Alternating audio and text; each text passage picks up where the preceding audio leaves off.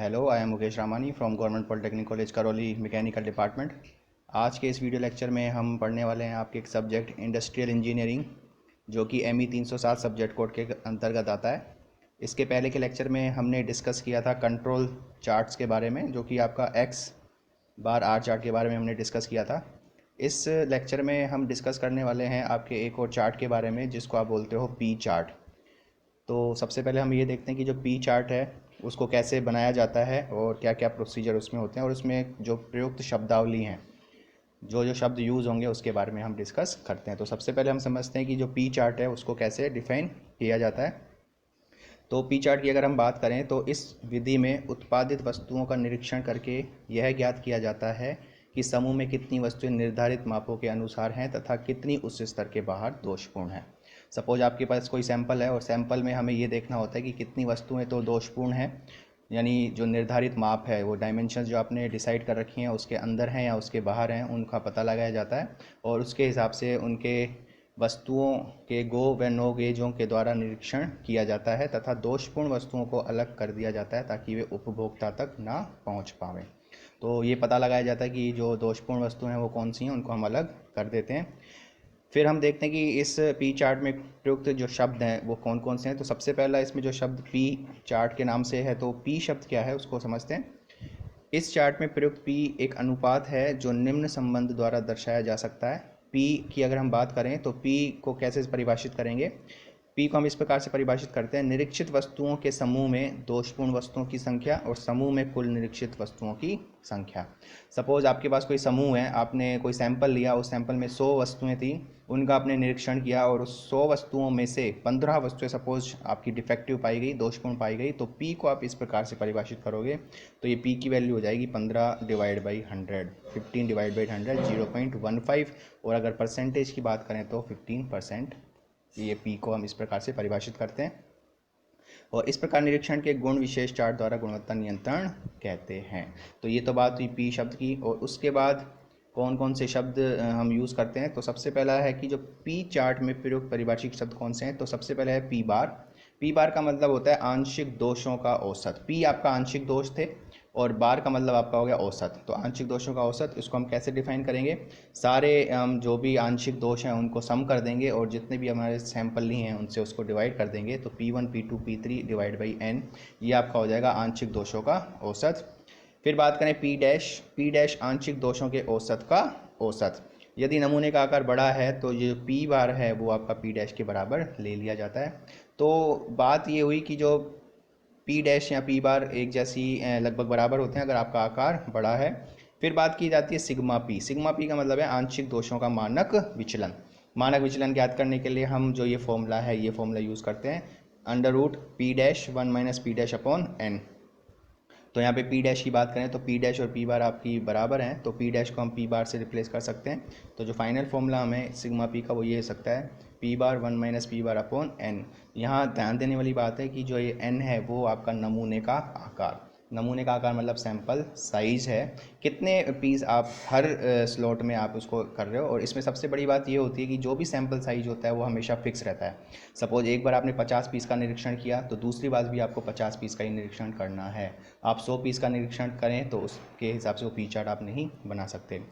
और जैसे हमने डिस्कस किया था कि जो चार्ट हैं, हमने डिस्कस किया था कि जो X/R चार्ट में हम किस प्रकार से डिफ़ाइन करते हैं। X/R चार्ट की बात की थी हमने, तो वहाँ पे भी हमने कुछ शब्द यूज़ किए थे और सबसे इम्पोर्टेंट बात ये थी कि वहाँ पे हमने कंट्रोल लिमिट्स डिफ़ाइन की थी। कंट्रोल लिमिट्स का मतलब है कि जो आंशिक दोषों की उच्चतम नियंत्रण सीमा, एक उच्चतम नियंत्रण सीमा और एक निम्नतम नियंत्रण सीमा हमें निकालनी होती है किसी भी चार्ट को बनाने के लिए। और जो आपके पॉइंट्स होते हैं वो उन बिंदुओं के बीच में विचरण करते हैं, तो उनके लिए फॉर्मूला निकाला जाता है। फॉर्मूला है UCL। UCL का मतलब होता है अपर कंट्रोल लिमिट और P का मतलब है P चार्ट से। तो अपर कंट्रोल लिमिट को कैलकुलेट करने के लिए हम इस फॉर्मूले को यूज़ करते हैं। ये फॉर्मूला आपका हो जाता है P बार प्लस 3 सिग्मा P, जहाँ पे P बार आंशिक दोषों का औसत और सिग्मा P आपका मानक विचलन। तो हम P बार को भी ज्ञात कर सकते हैं, जैसे P1 P2 P3 और अपॉन n कर दिया, उधर से P बार ज्ञात होता है। और सिग्मा P ज्ञात करने के लिए हम इस फॉर्मूले को यूज़ करते हैं। सिग्मा P बराबर हो जाता है आपका √P बार 1 - P बार अपॉन n। तो इस हिसाब से हम सिग्मा पी की वैल्यू को भी कैलकुलेट कर सकते हैं। और UCL यानी अपर कंट्रोल लिमिट निकालने के बाद एक और टर्म यूज़ होती है जिसको हम बोलते हैं लोअर कंट्रोल लिमिट, निम्नतम नियंत्रण सीमा। तो यहाँ पे निम्नतम नियंत्रण सीमा का फॉर्मूला ये हो जाता है, ये हो जाता है आपका P बार और -3 सिग्मा पी। तो उच्चतम में प्लस साइन लिया जाता है और निम्नतम में माइनस साइन लिया जाता है, और ये दोनों लिमिट्स डिफाइन की जाती हैं। और अगर आपके जितने भी आंशिक दोष हैं इस लिमिट्स के अंदर आते हैं तो इसका मतलब आपका जो प्रोडक्शन कंट्रोलिंग है वो ठीक है, और अगर इसके बाहर आते हैं तो हमें उस पर ध्यान देने की ज़रूरत होती है। तो अपर कंट्रोल लिमिट और लोअर कंट्रोल लिमिट कि हम डिफ़ाइन करते हैं। कई बार ऐसी स्थिति आती है कि जो आपके पॉइंट्स है वो इन दोनों लिमिट से बाहर हो जाते हैं, तो उस समय अपर कंट्रोल लिमिट और लोअर कंट्रोल लिमिट को कैसे डिफ़ाइन करें, तो उस कंडीशन में हम देखेंगे, इसको एक एग्जांपल से भी समझेंगे। तो हाल फिलहाल अगर वो पॉइंट जो इन नियंत्रण सीमाओं से बाहर आते हैं उनको हटा दिया जाता है और फिर बाकी से दोबारा से एनालिसिस करके अपर कंट्रोल लिमिट और लोअर कंट्रोल लिमिट को कैलकुलेट किया जाता है। एग्जाम्पल जब हम देखेंगे तो वहाँ से आपको और क्लियर होगा। तो ये तो बात हुई उच्चतम नियंत्रण सीमा की और निम्नतम नियंत्रण सीमा की। फिर बात करते हैं कि ये जो खासियत है इसकी, मतलब पी चार्ट है वो जनरली कहाँ बनाए जाते हैं। तो पी चार्ट यहाँ हम देखते हैं, इन नियंत्रण सीमाओं का उपयोग केवल एक स्थिर संख्या n वाले नमूने के आकार के लिए किया जाता है। सबसे इम्पोर्टेंट जो बात थी, सबसे इम्पोर्टेंट बात इसकी यही थी कि जो साइज़ है, जो सैंपल साइज़ है वो आपका हमेशा फिक्स रहेगा। अगर एक बार आप n बराबर 50 लेते हो तो n बराबर आपका 50 ही चलता रहेगा, जितने भी आप सैंपल इसको लेते जाओ, जितने भी बार आप लेते जाओ। अगर दूसरी बार आपने 100 पीस इंस्पेक्शन के लिए दे दिए तो आप पी चार्ट को नहीं बना सकेंगे। n का मान परिवर्तित होने पर इन सीमाओं का उपयोग नहीं किया जा सकता क्योंकि सिग्मा पी का मान n पर आधारित होता है। अभी हमने फॉर्मूले में भी बात की थी, जो आपका सिग्मा पी है, मानक विचलन है, वो n नमूने की साइज के आधार पर ही डिफाइन होता है। इस समस्या के समाधान हेतु n के विभिन्न परिवर्तनशील मानों का औसत निकालकर इसका उपयोग नियंत्रण सीमाएं ज्ञात करने में किया जा सकता है। ज़रूरत पड़ने पर अगर आप डिफरेंट n की वैल्यू लेते हो तो इसका एक औसत निकाला जाता है और उस औसत का उपयोग करते हुए नियंत्रण सीमाएं ज्ञात की जाती है। परंतु यह भी तभी संभव होगा जब n के मानों में अंतर अधिक ना हो। सपोज 50, 55, 60 या 52 इस तरह से अगर कम डिफरेंस है तब हम इसको यूज़ कर सकते हैं, अन्यथा हम इसको यूज़ नहीं कर सकते हैं। तो ये हमने बात की कि जो किस प्रकार से हम इन नियंत्रण सीमाओं को कैलकुलेट करते हैं। तो अब सबसे पहले बात करते हैं कि जो आपका ये चार्ट है इसकी व्याख्या या इसकी परिभाषित या इसको कैसे समझें कि हम एक्स बार आर चार्ट जो हमने डिस्कस किया था उससे किस प्रकार से इसको हम भिन्न कर सकते हैं। तो हम देखते हैं, एक्स बार व आर चार्ट से स्पष्ट होता है कि यदि कोई बिंदु नियंत्रण सीमाओं के बाहर रहता है तो वह अनियंत्रित निरीक्षण को दर्शाता है। वहाँ पे भी हमने डिस्कस किया था। आपको इससे पहले के लेक्चर में अगर आपको देखना है तो उससे पहले का लेक्चर आपका यही है कि जो एक्स बार आर चार्ट है वो कैसे बनाया जाता है, और उसके ऊपर एक न्यूमेरिकल हमने डिस्कस किया था। तो वो आप वहाँ से देख सकते हैं कि जो एक्स बार आर चार्ट है वहाँ पे भी हम नियंत्रण सीमाओं के बाहर अगर कोई बिंदु रहता है तो यह माना जाता है कि ये जो अनियंत्रित निरीक्षण है। पी चार्ट में भी यही कुछ अंतर के साथ सही बैठती है। तो जैसे हमने वहाँ पे कंट्रोल लिमिट डिफाइन की थी ऐसे ही आप यहाँ कंट्रोल लिमिट डिफाइन करते हो, और उसके आधार पर हम ये देखते हैं कि जो निरीक्षण है वो नियंत्रित है अथवा अनियंत्रित है, क्योंकि जितने बिंदु उस उच्चतम और नियंत्रण सीमा से ज़्यादा डेविएट करेंगे तो इसका मतलब कंट्रोलिंग आप उससे देख सकते हैं। तो यहाँ हम देखते हैं कि कैसे हम देखें।